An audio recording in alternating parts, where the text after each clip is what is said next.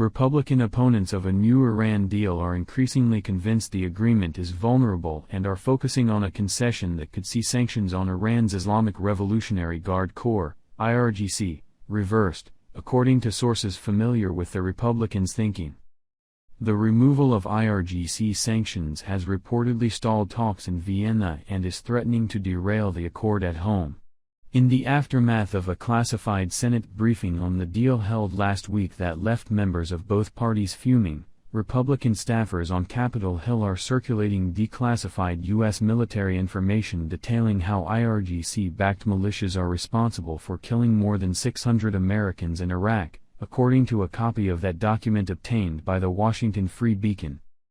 With the Biden administration facing increasing pressure to waive IRGC sanctions so that a deal can be finalized, the extent of Iran's bloodshed in Iraq is taking on renewed significance, congressional sources and former U.S. officials who reviewed the declassified intelligence told the Free Beacon.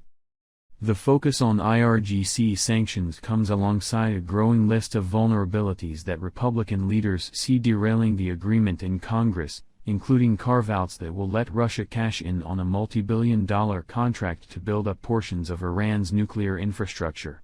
Republican congressional leaders in both chambers told the Free Beacon in recent days that some Democrats are privately concerned about the New Deal, jeopardizing support for the agreement before it is announced.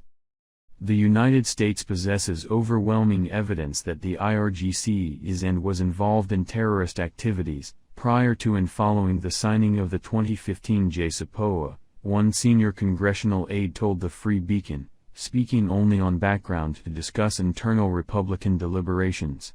The thought of the Biden administration lifting terrorism sanctions on the IRGC as a concession for them to join a new nuclear deal is not only shameful, but downright foolish.